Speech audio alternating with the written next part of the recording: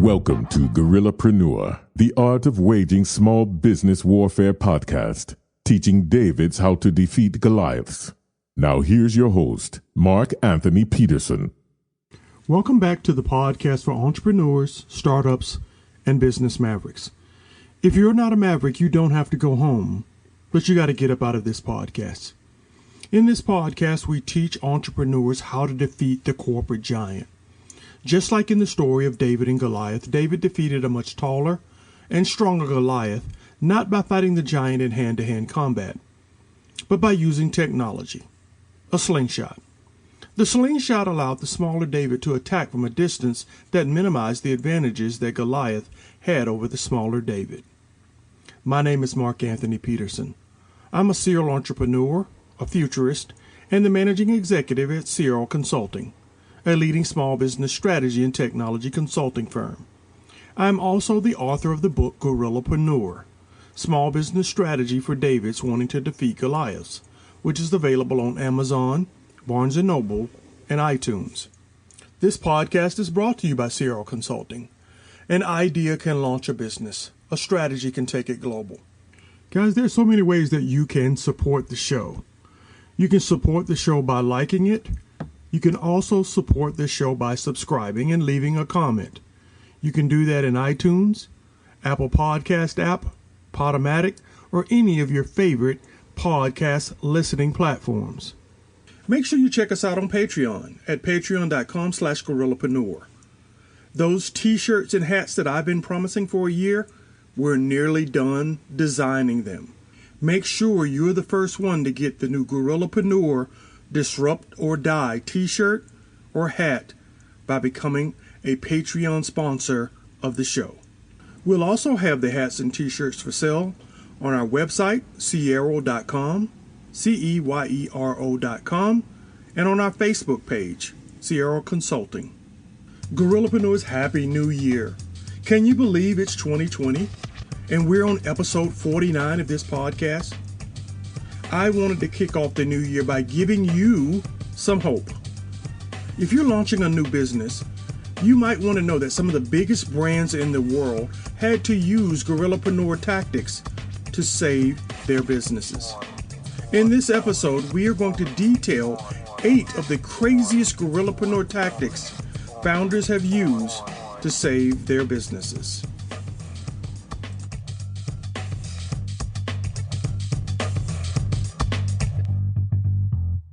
Guerrillapreneurs.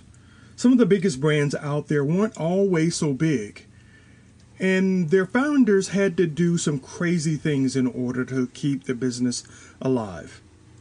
I'm going to step you through 8 examples of some of the craziest things that founders have done to launch their business and to help those businesses survive. The first example. Now, you guys have heard of Airbnb. Of course you have. And a majority of you have probably stayed at an Airbnb home, or you may be Airbnb host.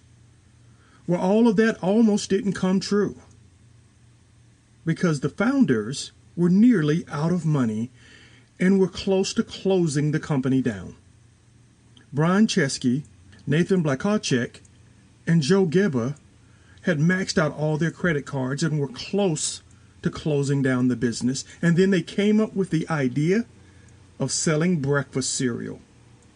Not just any breakfast cereal.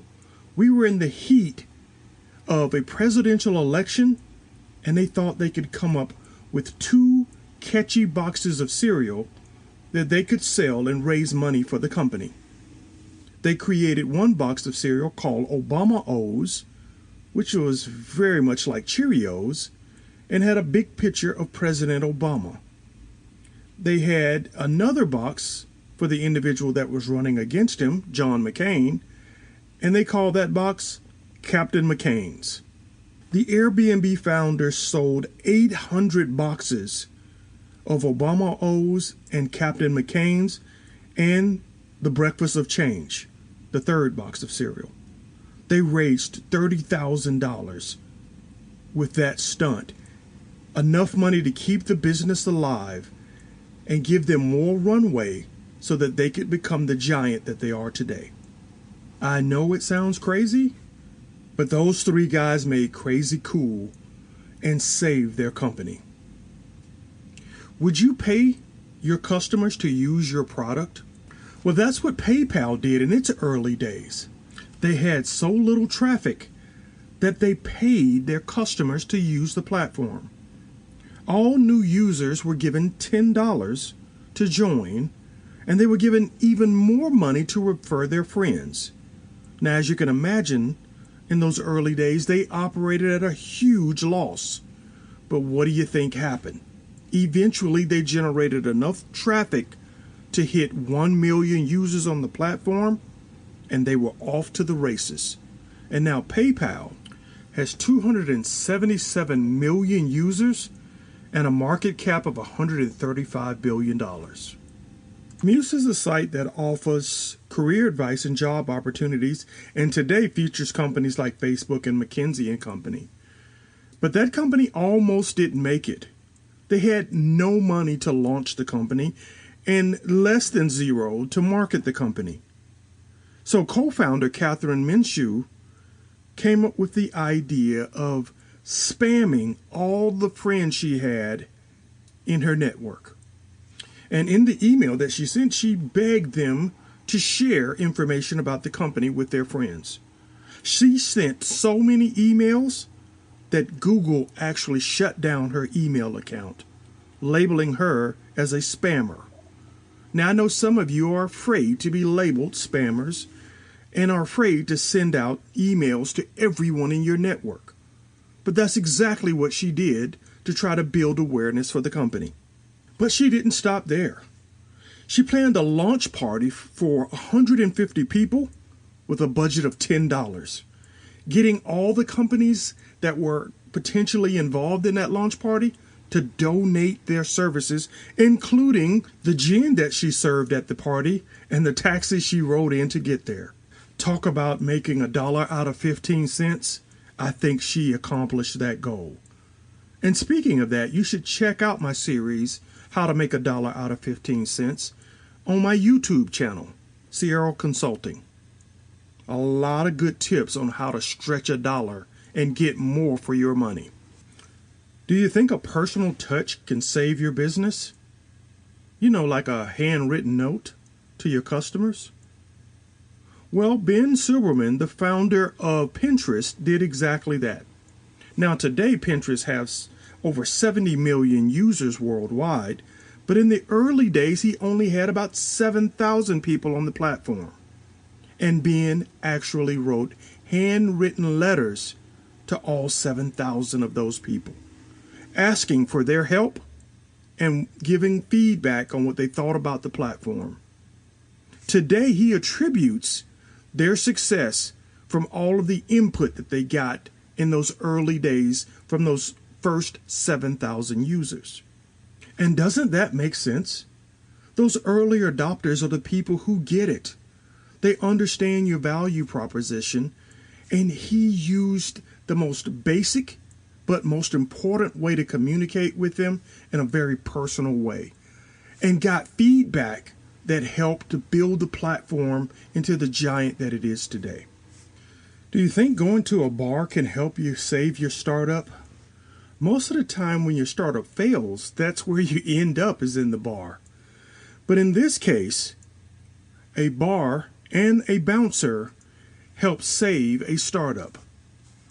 Watsi is a global funding platform for medical treatments, and it has raised $3 million for patients in 20 countries.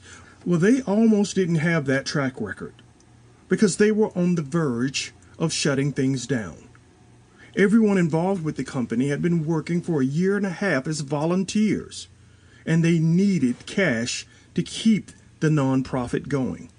So they entered the Huffington Post Ignite Good Impact Challenge, which required individuals to vote on a deserving nonprofit, giving them $10,000 in cash for the nonprofit that received the most votes. Coming down in the last hours of the competition, Watsi and its competitor were running neck and neck for votes. And that's when Chief Marketing Officer Grace Gary decided to go to a bar. She met friends at the bar And as the race was getting down to its last hour, she started asking friends in the bar to vote for her nonprofit. Grace also convinced the bouncer to persuade anyone who walked through the door to vote for her startup, Watsy. Well, they ended up winning that challenge just by a few percentage points. The bar put them over the top. I wonder if that place was named Cheers, where everybody knows your name. What do you do if your startup doesn't have enough online users? Well, that's the problem that Reddit had in its early days.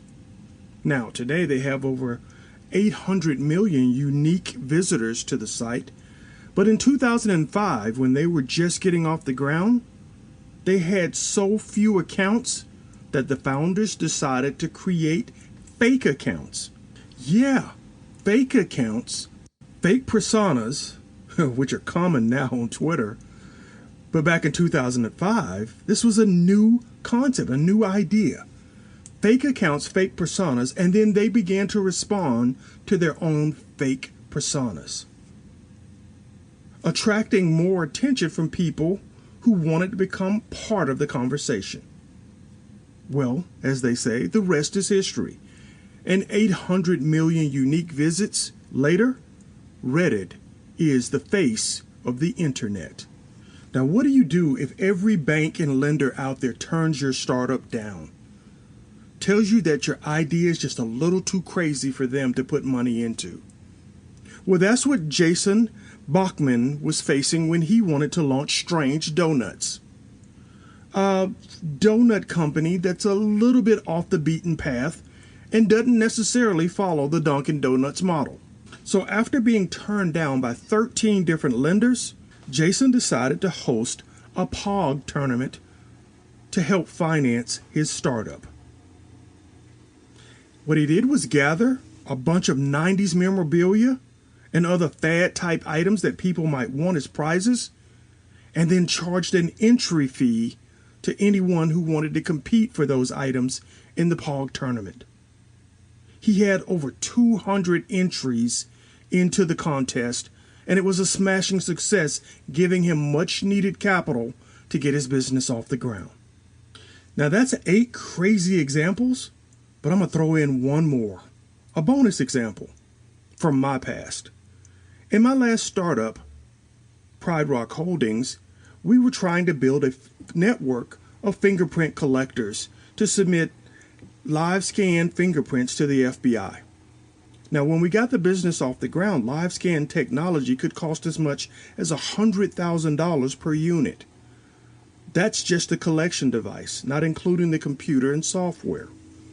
If we were going to build a network of collectors, we had to find some way to get these UPS stores to accept our equipment and submit fingerprints for us.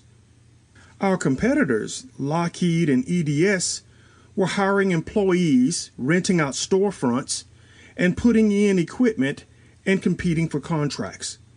We could not compete with that model. We had to use UPS stores who had excess capacity and time to be fingerprint collectors and pay them by the transaction. But we still had an uphill battle, getting those systems into the UPS store system and convincing them that they could make money.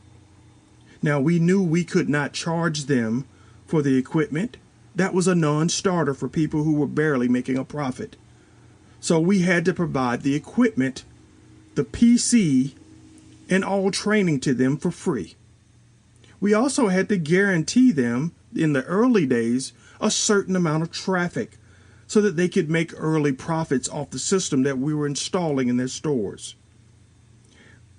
Those early days, we had no banks or brokerages on the platform to fingerprint. So what did we do?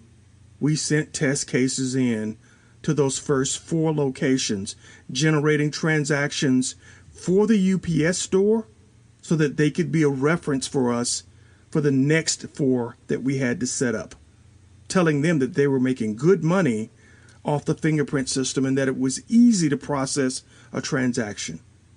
Well, those people we sent in were volunteers. They were sometimes test cases from customers that we were trying to sell. In any case, the bill to pay for those fingerprint transactions was being financed by us until we could get paying customers. In the end, we totaled some 500 plus collection locations domestically and almost 100 internationally. We got the business up to a $20 million run rate, had the largest banks and brokerages in the world on the platform, all before the business was acquired by a Fortune 500 company. We bet the farm for the idea that we believed in. All of these founders did. Now, I hope this gives you hope that if you're struggling and getting rejected, that there are some crazy ideas that can help save your business. Nothing is out of bounds. Any idea could be the idea that helps save your business. Good luck to you in 2020. Like what you hear on Guerrillapreneur? Then you may like some of my other podcasts. Career Coaching X's and O's, where I provide career advice to executives seeking the corner office. Or Gigging, Everything in the Sharing Economy. That podcast provides news and predictions about the sharing economy. You can find both podcasts on Spreaker, iHeartRadio, Spotify, iTunes, or any of your other podcast listening platforms. I'll put links to those podcasts in the show notes. Before I let you out of the podcast, I want to let you know that I'm teaming up with Airbnb Open Homes, a program that enables community members to offer free, temporary housing for people displaced by disasters. I don't have to tell you about all the disasters we faced in 2019 and the thousands of people who were displaced by those disasters. If you are able to offer free temporary housing for neighbors impacted by these disasters, please sign up to be an open home host by going to airbnb.com/mpeterson. That's airbnb.com/mpeterson. You will only be contacted when there is a need. This will add a great tool to our community's disaster response toolbox. Guerrillapreneurs. Scott Sullivan said it best in episode 7. Be a mace, sharpen those spikes, and remember, if you're not breaking something, your company might be the next thing that gets broken. Thank you for listening to the Guerrillapreneur, the Art of Waging Small Business Warfare podcast. If you enjoyed this podcast, you may also enjoy the book Guerrillapreneur, Small Business Strategy for Davids Wanting to Defeat Goliaths, available on Amazon, Barnes & Noble, and iTunes. Follow Mark Peterson on Facebook, Instagram, and Twitter at Guerrillapreneur. Now I want to close with a quote from the great Chinese military strategist Sun Tzu. Victorious warriors win first and then go to war, while defeated warriors go to war first, then seek to win. Keep fighting, guerrillapreneurs.